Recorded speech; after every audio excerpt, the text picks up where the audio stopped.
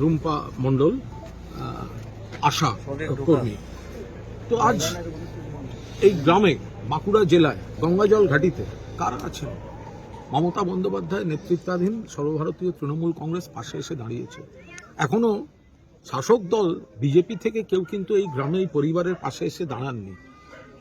তাদের নিয়ে যাওয়ার চেষ্টা হচ্ছে কোনো মন্ত্রীর সঙ্গে দেখা করতে, কিন্তু এখানে এসে দাঁড়াচ্ছে।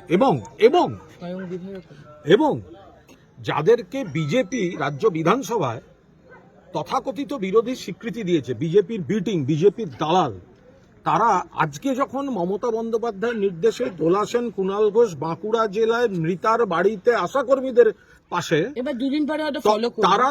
তারা আজকে শুভেন্দু অধিকারীর সঙ্গে দেখা করতে যাচ্ছেন নিজেদের ব্যক্তিগত সেটিং ইস্যুতে। এইটা হচ্ছে দুটো তফাৎ।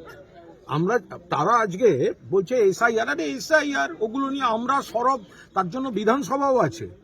আজকে এখনো পর্যন্ত যা খবর, তাতে ওই বালিশচাটা শিবির তারা যাচ্ছে নবান্নে শুভেন্দু অধিকারীর কাছে। কি কথা হবে?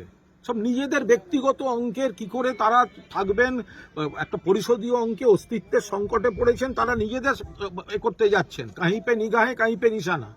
এখনো পর্যন্ত কোনো বিপদগ্রস্ত মানুষের কাছে এলাকায় যাননি।